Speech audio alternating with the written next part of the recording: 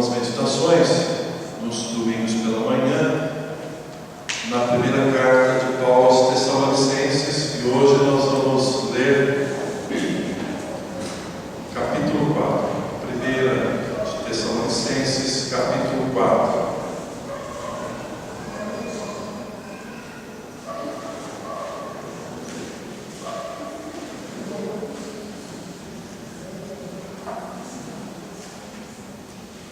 Primeira Tessalonicenses 4, nós vamos ler os 8 primeiros versos apenas.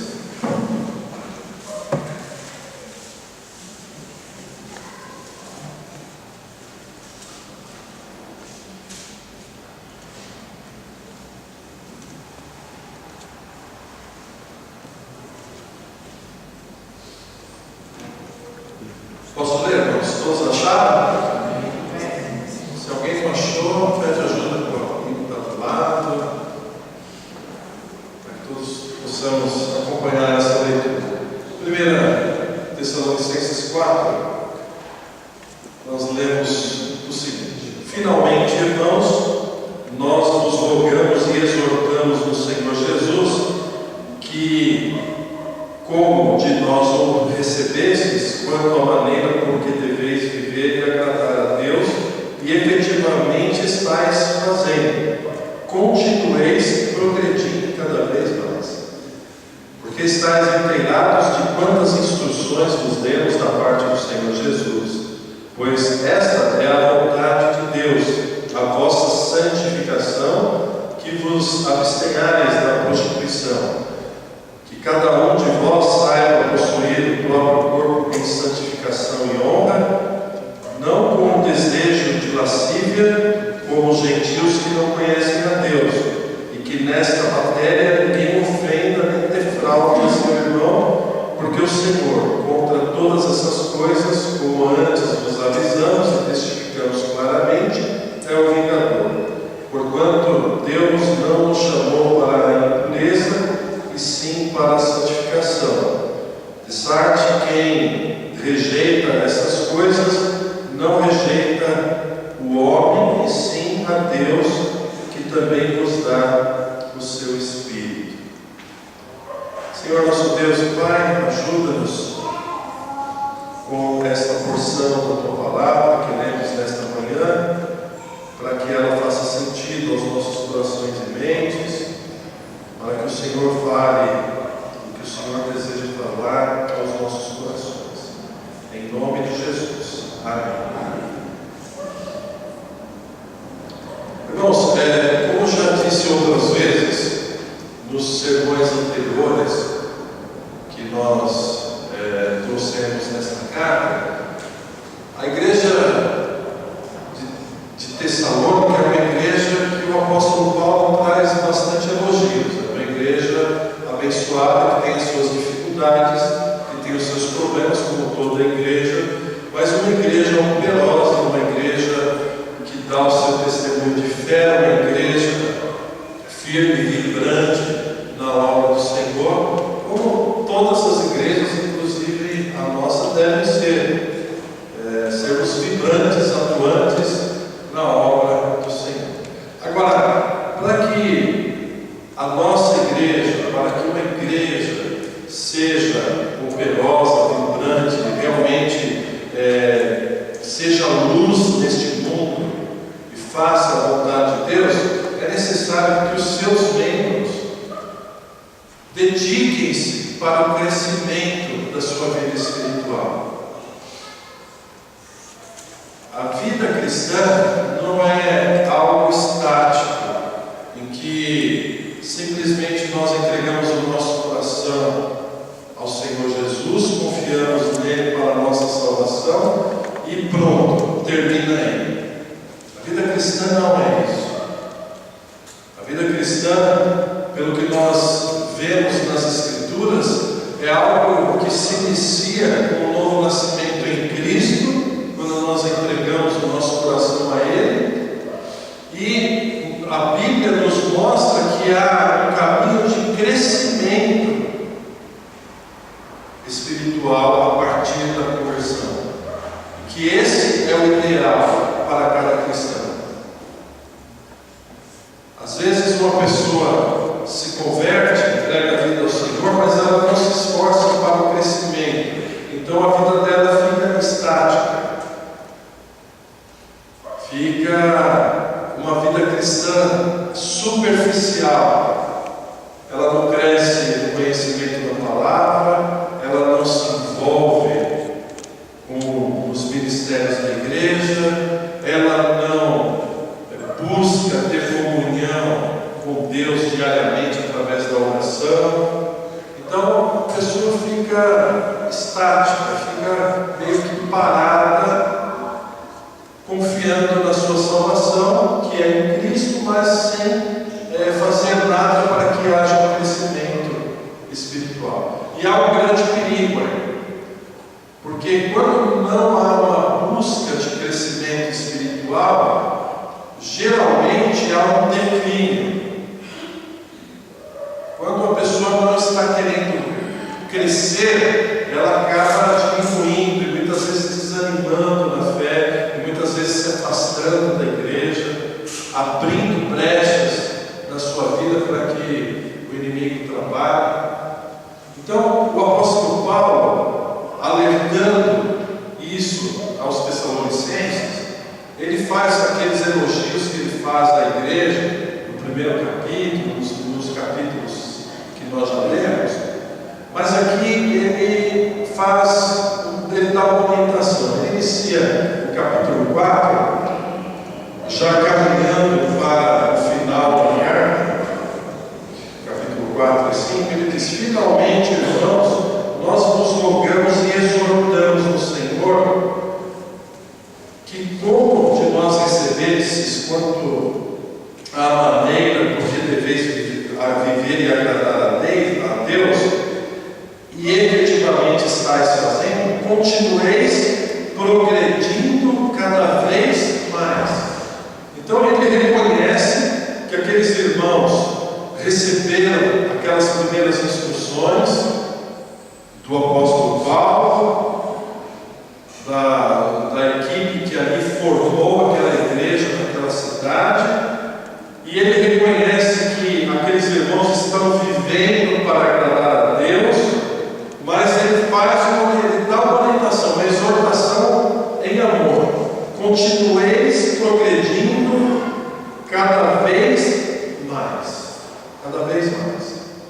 Ou seja, a ideia que tem aqui é de que nós nunca chegamos na nossa vida cristã num ponto em que nós podemos falar assim: eu estou no ápice, eu estou no auge da minha vida cristã, não tem como eu progredir mais. Não tem isso. Na vida cristã não existe isso. Se nós estamos fazendo a vontade de Deus, a nossa luta é para cada vez crescermos mais nisso, em fazermos a vontade de Deus, buscarmos esse crescimento. Esse desejo deve arder no nosso coração, buscar o crescimento espiritual.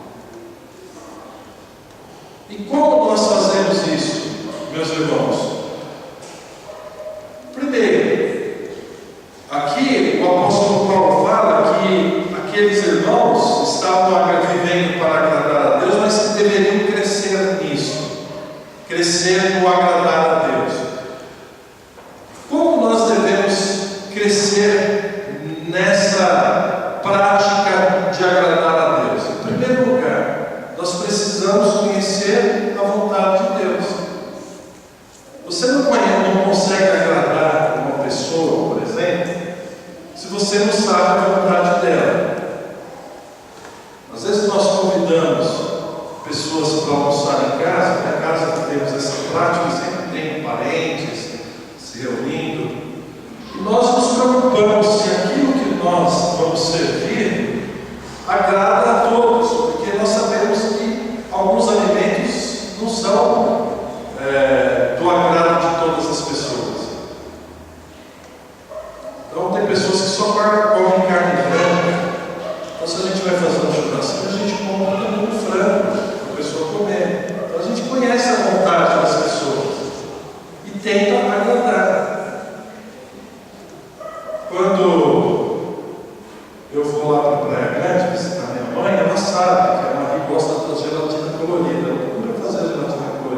ou o bolo de abacaxi que ela faz. Então, conhecendo a vontade das pessoas, a gente tem condições de agradar. E com Deus não é diferente, meus irmãos. Se nós não conhecemos a vontade de Deus, nós não temos como agradar a Deus. Então, às vezes a pessoa faz coisas que ela pensa que está agradando a Deus, que na verdade não está, porque não conhece a vontade de Deus. E só tem um jeito de nós conhecermos a vontade de Deus, meus irmãos. E esse jeito é conhecendo a sua palavra, porque é na palavra de Deus que Ele revela a sua vontade, que Ele diz para nós o que é melhor para a nossa vida e aquilo que agrada a Ele. É por isso que o apóstolo Paulo aqui dá essa orientação. Cresçam nesse desejo de fazer a vontade de Deus. Não fiquem quietos, não deixem de buscar esse crescimento. Às vezes a pessoa diz assim, algumas vezes já ouvi isso, pastor, parece que estou sentindo Deus longe, não estou sentindo a presença de Deus. Sabe o que eu pergunto para a pessoa geralmente? Você tem lido a Bíblia? Você tem orado? Uma pessoa que busca, que lê a palavra de Deus constantemente, que ora a Deus, ela vai sentir a presença de Deus. Ela vai entender a vontade de Deus para a vida dela. Ela vai tirar da vida dela aquilo que não agrada a Deus e vai sentir cada vez mais a presença de Deus. Então, no nosso coração deve haver uma inquietação, no bom sentido da palavra, não inquietação no sentido de ansiedade, mas uma inquietação por querer conhecer a vontade de Deus e buscar esse crescimento. Nós não podemos nos contentar, meus irmãos, com aquilo que nós já sabemos. Às vezes, uma pessoa pode dizer, não, mas eu já li a Bíblia toda uma vez, eu já frequentei escola bíblica dominical durante muitos anos, ou durante alguns anos, eu não tenho mais o que aprender. Deus tem abençoado a minha vida, eu posso dizer que eu estou tranquilo espiritualmente e não tenho mais o que crescer. A pessoa que chega nessa condição, ela corre um grande perigo de cair, de ficar se sustentar naquilo que ela sabe e não em Deus e não na sua palavra. É necessário humildade no nosso coração para entendermos que, por mais que nós saibamos da vontade da palavra de Deus, mais ainda nós precisamos aprender. Continuemos progredindo cada vez mais, diz a palavra. A pessoa que relaxa no conhecimento de Deus e acha que não tem mais o que crescer, corre grande perigo. Eu não sei quantos assistiram essa madrugada a luta do Anderson Silva. Tem alguns que há até uma discussão se é esporte ou não, lutas marciais mistas, MMA. Mas teve uma luta nessa madrugada do Anderson Silva. Eu assisti a luta. Irmãos, o considerado imbatível Anderson Silva perdeu essa luta. Porque não sabia, fica sabendo, perdeu. E perdeu feio. E eu digo, meus irmãos, que ele não perdeu para o adversário. Ele perdeu para ele mesmo. Ele perdeu para a arrogância dele. Porque ele estava naquele ringue menosprezando o seu adversário. Ele não estava ali para andar, ele estava para brincar, para menosprezar. Então ele tinha todas as condições de vencer aquela luta, mas perdeu. Porque ficou brincando, ficou menosprezando o adversário, e o adversário se aproveitou de uma distração dele e deu no cruzado lado esquerdo do queixo, que ele deve estar tonto até agora. Tanto é que quando ele caiu, ele se agarrou ao pé do juiz. Ele achou que ainda estava lutando. Então, desacordado. Por que eu estou trazendo isso para os irmãos? Porque serve para ilustrar um pouco, meus irmãos, a nossa vida espiritual. Se nós nos sentirmos arrogantes, acharmos que nós já somos vencedores, que ninguém nos derruba, e ficarmos menosprezando o nosso inimigo, o inimigo espiritual das nossas armas, se nós não estivermos buscando progredir espiritualmente, mas relaxarmos, o que acontece é o que aconteceu com esse lutador. Nós tomamos um golpe e caímos. Então, o crente não pode relaxar no crescimento espiritual. Ele tem que estar buscando sempre. Eu já li a Bíblia inteira, uma vez eu vou ler de novo e vou meditar mais. Mas eu não vou só ler, eu vou aplicar na minha vida.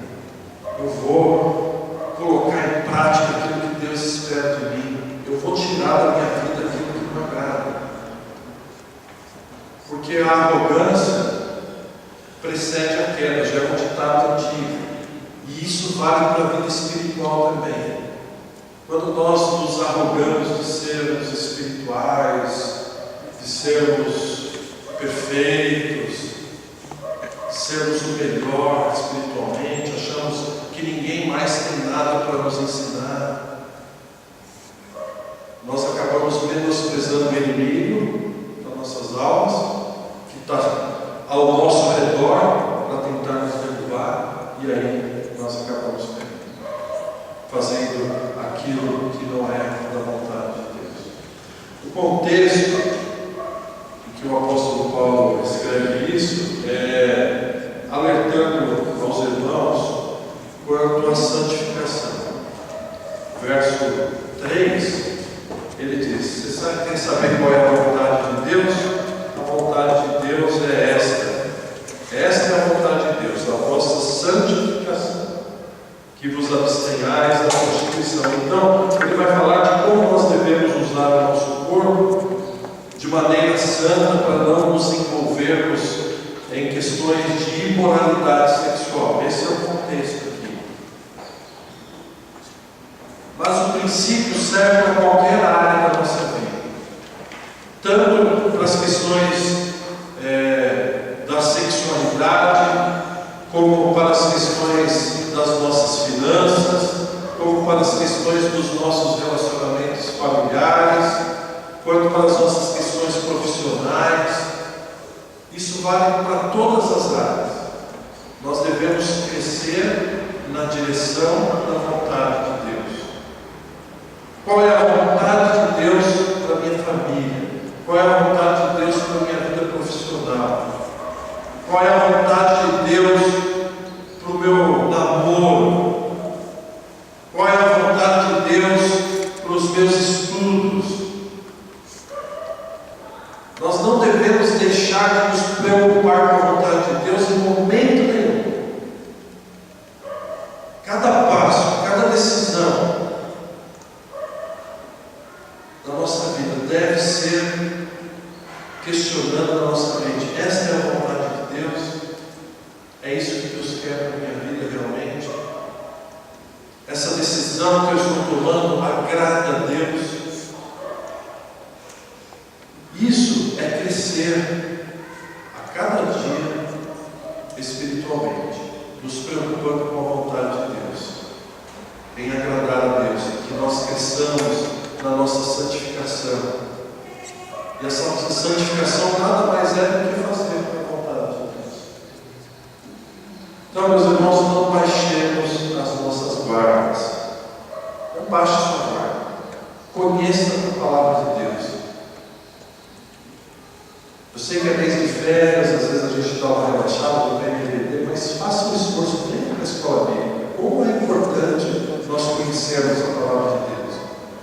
Pode ser que o texto que você aprendeu hoje na escola bíblica dominical não faça muito sentido com o momento da vida que você está passando agora. Mas a palavra vai ficar guardada no seu coração. E no momento certo, Deus vai fazer você lembrar do que você aprendeu para tomar uma decisão certa, para dar uma palavra certa para a pessoa, para evitar um pecado que você sabe que vai desagradar a Deus. É através do conhecimento da palavra. Leia a palavra todo dia, conheça a palavra, ore ao Senhor, tenha comunhão com Deus. Pense todo dia no seu crescimento espiritual. Às vezes a pessoa está tão preocupada com o trabalho no dia a dia que ela fica pensando muito no crescimento profissional dela. E é normal isso. Mas todos que estão trabalhando pensam: eu quero progredir, eu quero uma promoção, eu quero ganhar um salário melhor, eu preciso estudar, fazer uma pós-graduação, fazer um curso a mais, especialização, para eu ter mais oportunidades de crescimento no meu trabalho. Essa preocupação nós deveríamos ter muito mais ainda com a nossa vida profissional. O que eu posso fazer para conhecer mais a palavra? Que bom livro que fale da palavra de Deus eu posso ler? Que livro da palavra de Deus é bom para eu ler essa semana, para aplicar na minha vida? Eu vou dormir um pouquinho mais cedo no sábado, para eu poder vir na escola bíblica dominical de manhã, porque tem alguns que eu assisti a luta até as 2h30, mas às 8 horas eu estava de pé. Tem outros que têm dificuldade, se não for dormir mais cedo, não consegue levantar cedo, então vai dormir mais cedo. Você está preocupado com o seu crescimento espiritual, então você se planeja para isso. Então devemos realmente buscar esse crescimento, não descansar, meus irmãos, para que realmente nós vivamos de acordo com a vontade de Deus. A vontade de Deus é boa, perfeita e agradável.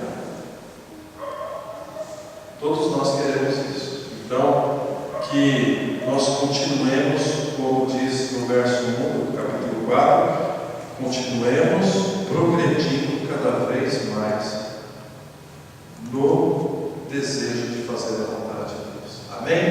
Amém.